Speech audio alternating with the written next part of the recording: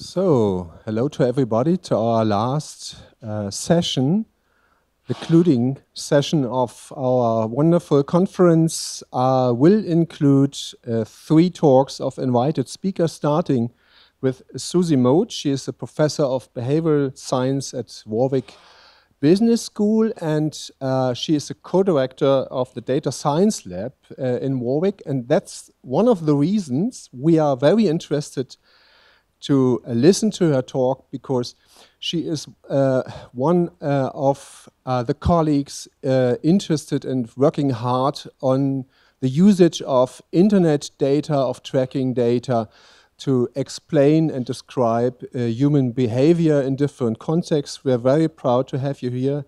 The floor is yours. Yeah, good. Thank you very, very much for the kind invitation. It's an absolute delight to be here. The conference so far has been fascinating. So my name is Susie Moat. I'm a professor of behavioural science at Warwick Business School, and I'm also a fellow of the Alan Turing Institute, which is the UK's National Institute for Data Science and AI. Now, my background is a mixture of computer science and psychology. And for very many years, people used to tell me that this was a bit of an odd combination. But as you all know, things have really changed over the past few years, and increasingly, everything we do generates data. Now, at Warwick Business School, I have the huge honour of directing the Data Science Lab with my colleague, Tobias Price. And in our Data Science Lab, we're interested in data from the internet. So data on things people are searching for on Google, data on photos people post to sites like Instagram or Flickr, or even data from games that people play online. Now, over the past few years, we've asked a lot of questions of this data. We've looked at whether we can use this data to predict human behavior.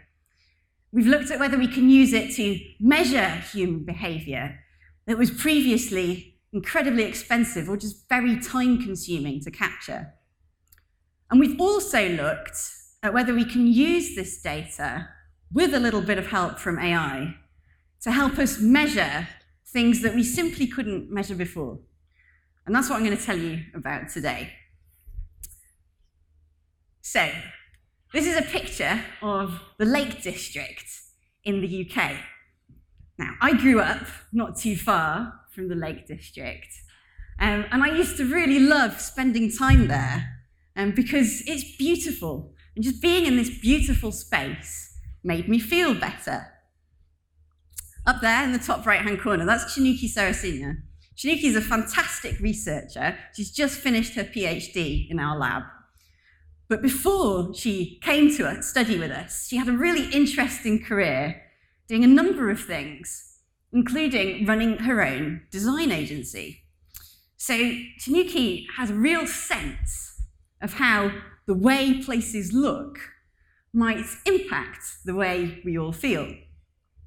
So Chinuki, Tobias Price, and I, we were looking at photos like this. We were looking at the huge volumes of photographs that people now put online. And we were wondering, is there not a way to use this kind of data to start to get some sort of quantitative insight into the relationship between the way places look and how healthy we all feel? Now, unfortunately, I did not used to have the luxury, nor do I now, of spending all my time on holiday in the Lake District. We all have to work. And so the important question is probably about how healthy people are in the places that they live. And in the UK, we're very lucky. We have some great data on that, thanks to the Office for National Statistics. Now, in the UK, every 10 years, we have a census. And one of the questions on that census asks people to report on how good their health is. And you can answer everything from very good to very bad. And so we can plot that data. Now, before we do, we have to take a few things into account. So you might realize people who are older tend to report their health to be worse. So we need to take into account how old people are in different regions. Turns out men actually tend to report their health as worse than women. So we have to take into account how many men and women live in each area. But once we've done that, we get a map of this kind. And so lighter areas are areas where people reported their health to be worse. Darker areas are areas where people reported their health to be better. And so if you take a look, you can see pretty rapidly that we've got clusters of people reporting their health to be poorer around big cities such as London or Birmingham or Manchester, for example. So we've got this sort of nation-scale data on how healthy people feel. But how on earth can we get data at that scale on how beautiful different places are?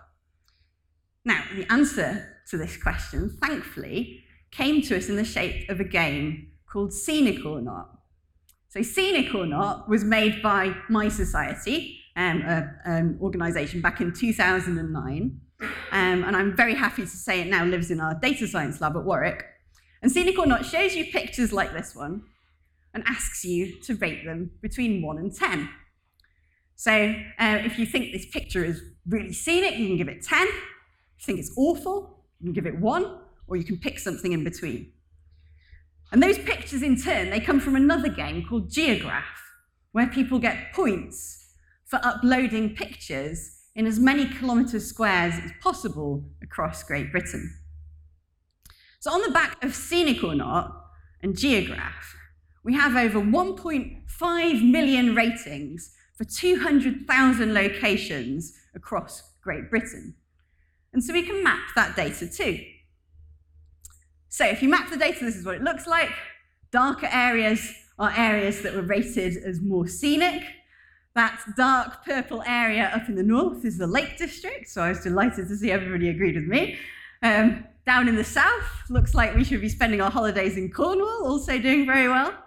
But on the whole, you see some patterns. So you might recognize in the southeast a rather light blob, and that's, of course, London. So London's not scoring as well as we might imagine.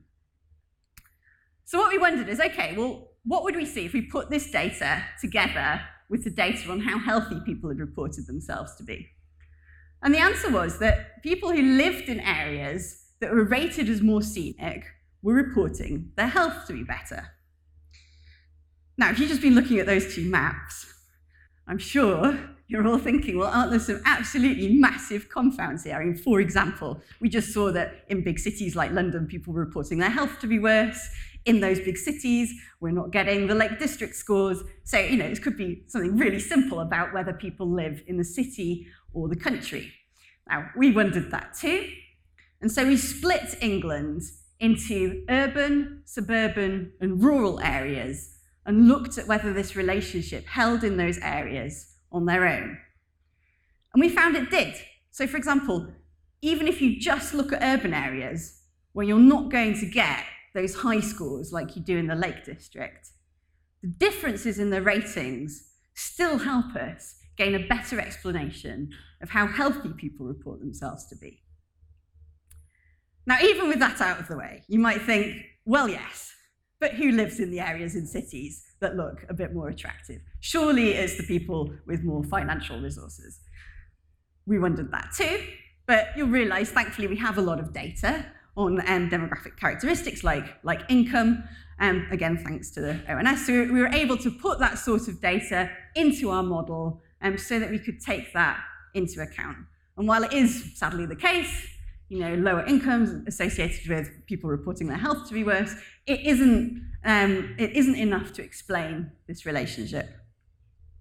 Now, even with that out of the way, if you're looking at this photograph, you might think, well, yes, but have you not found a really complicated measure with your data here? Is this maybe not just about how attractive places are, but simply how green they are? I mean, you might agree with me that this is a beautiful place, but you're definitely not going to disagree with me that it's a very green location.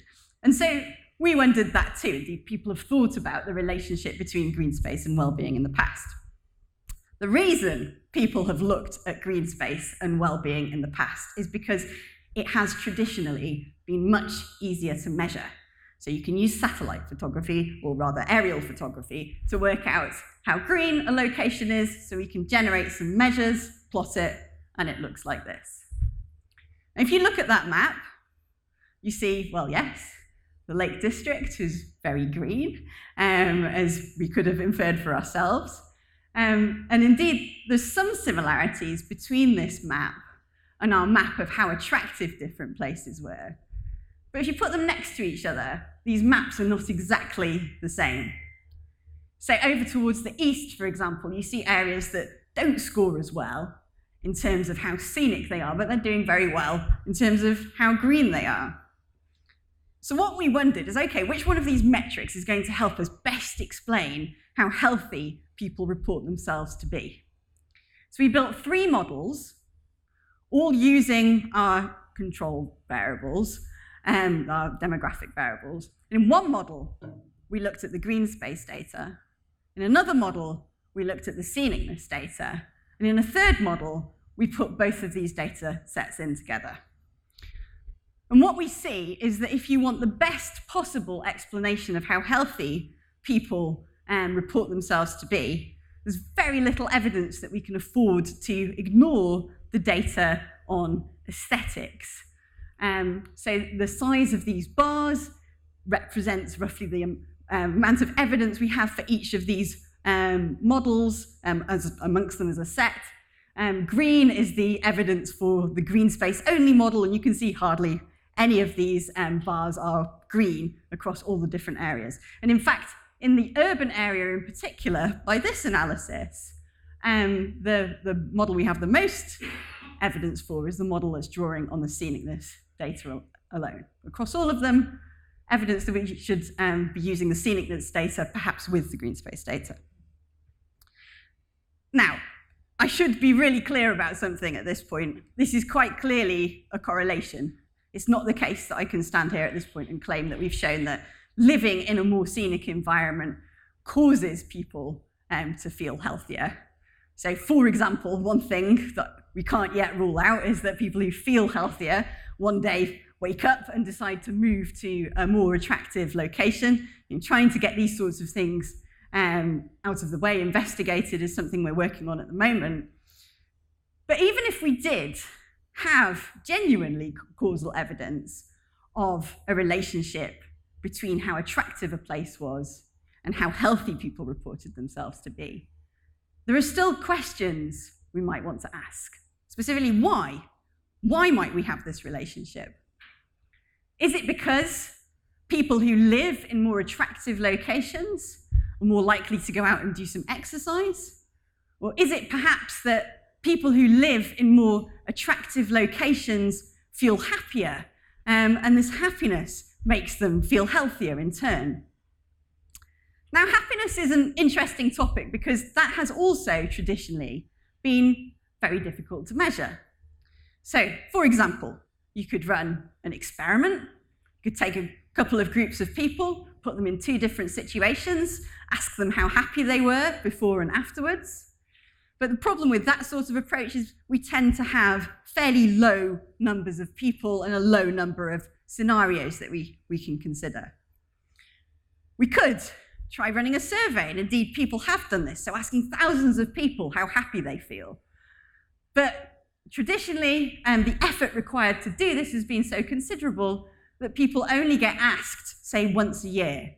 And so that sort of data doesn't give us insight into the day-to-day changes in our life that might affect how happy we feel. So for this reason, we were delighted to start working with George McCarran from the University of Sussex, who had developed an app called Mappiness.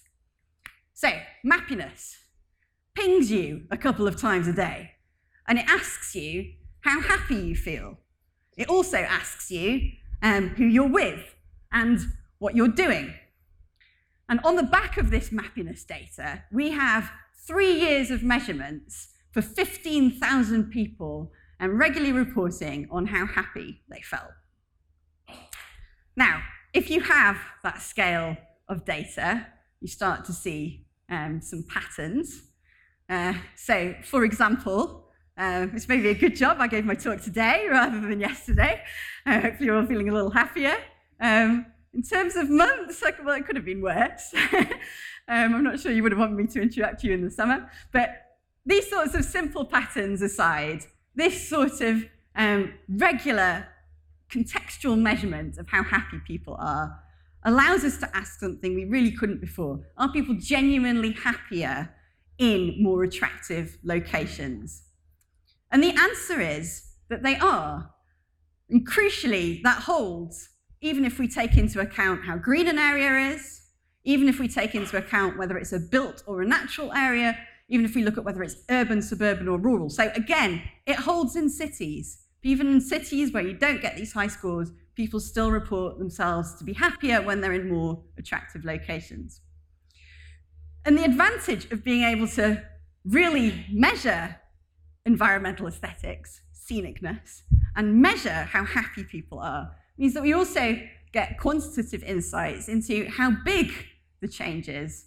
So we can see that we might expect, if somebody moved from the least scenic area to the most scenic area, that they'd report a change in happiness that is around the size, maybe a little bigger than the change you'd see if somebody was listening to music.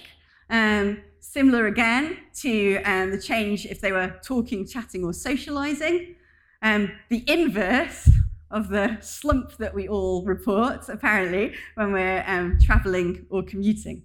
And again, there are considerably more variables in the full regression than this, taking into account other things we've not discussed, like weather, for example, that is easy to pull in because we know where people were when they reported on how happy they were. So we've seen that people report themselves to be healthier when they live in more attractive locations. They report themselves to be happier when they're spending time in more attractive locations.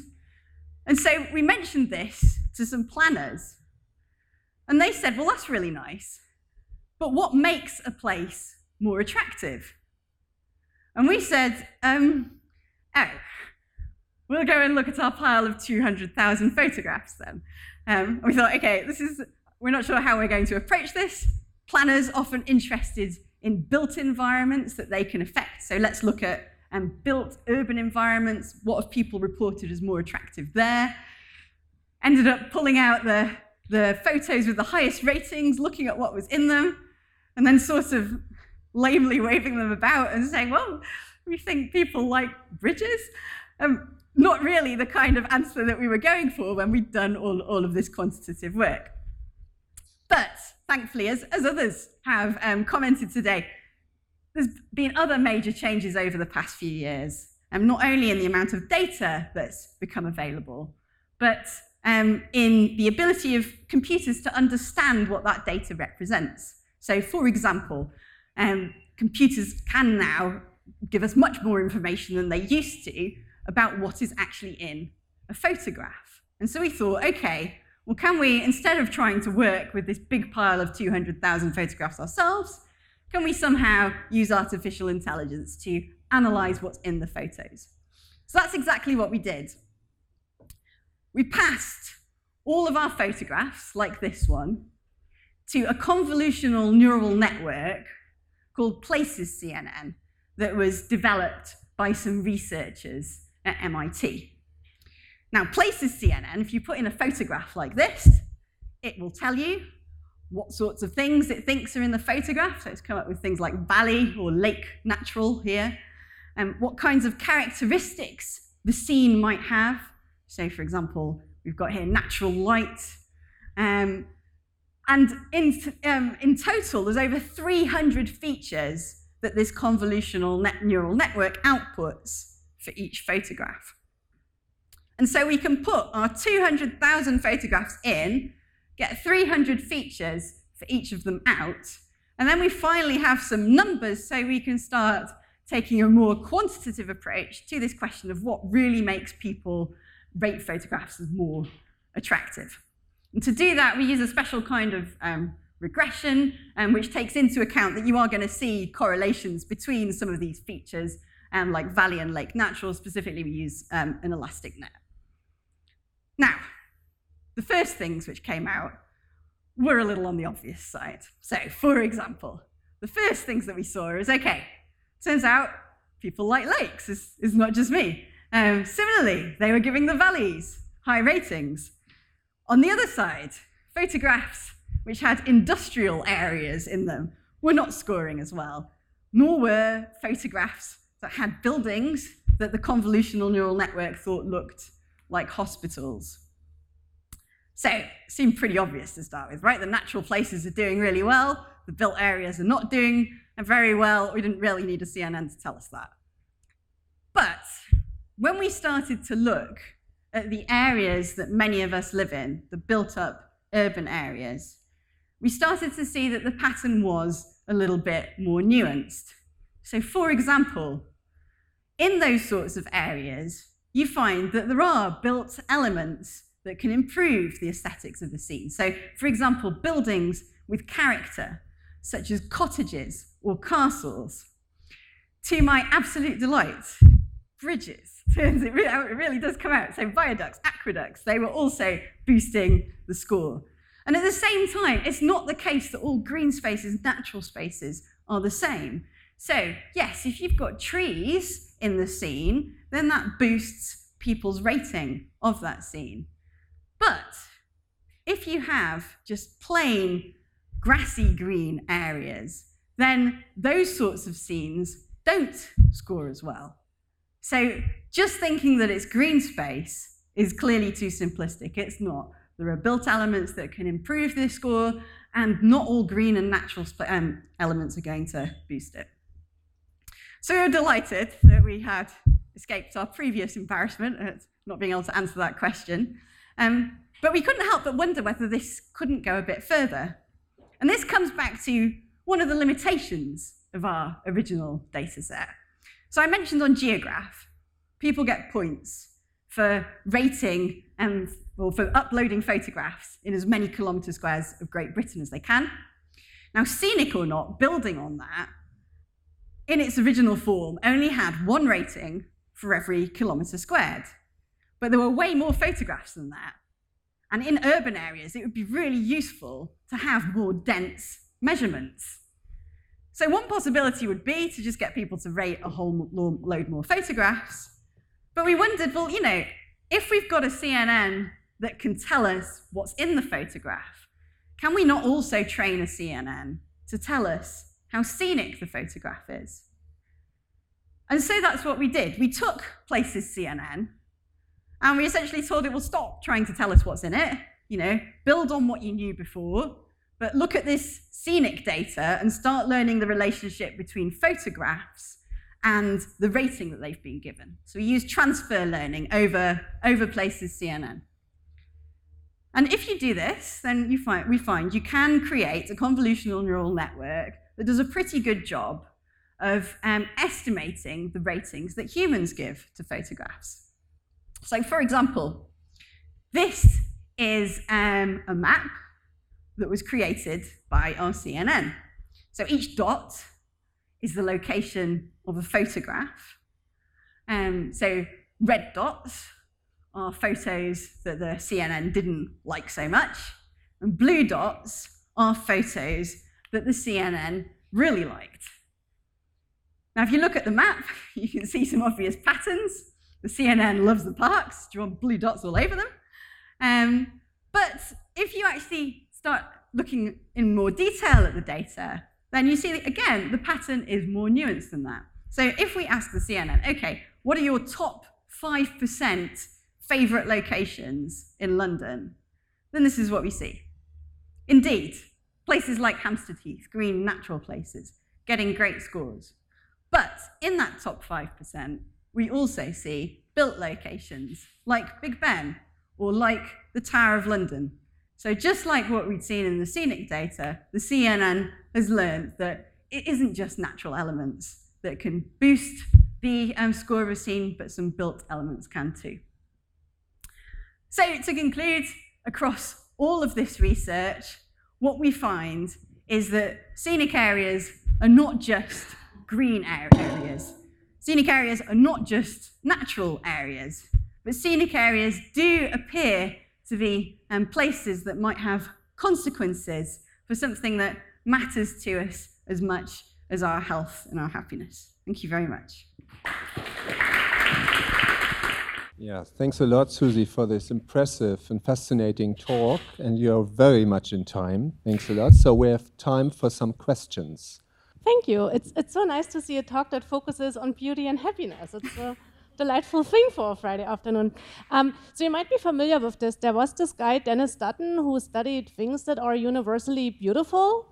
And they started with the assumption, they analyzed a lot of pictures too, and they realized that blue is always there, right? And then they thought, well, maybe that's the thing. And then they analyzed it further and they realized, no, it's actually water needs to be there and a little bit of light and a hill and signs of life and a street.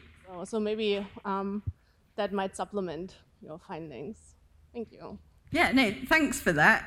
We are always doing our best to try and fit these results into theories people have come up with before as to why we might prefer different environments, approaches people have taken to trying to understand these sorts of patterns. I think what we've got here that has just been really difficult to get before is really large-scale data. Large-scale imperfect data, but it's bigger in scale than it was before. And so I think what we see reflects some of the patterns that you mentioned, but it also allows us to go beyond these sorts of basic or initial ideas that it's about natural elements. So we're not saying that natural elements are not associated with places looking better and therefore people reporting themselves to be healthier and happier, but it does seem to be more nuanced than that. And in many ways that's good news, because it takes us, although we may want to be trying to do this for other climate-related reasons, it takes a long time to form a large natural environment, but we can take quicker steps to influence the aesthetics of the built environments we live in.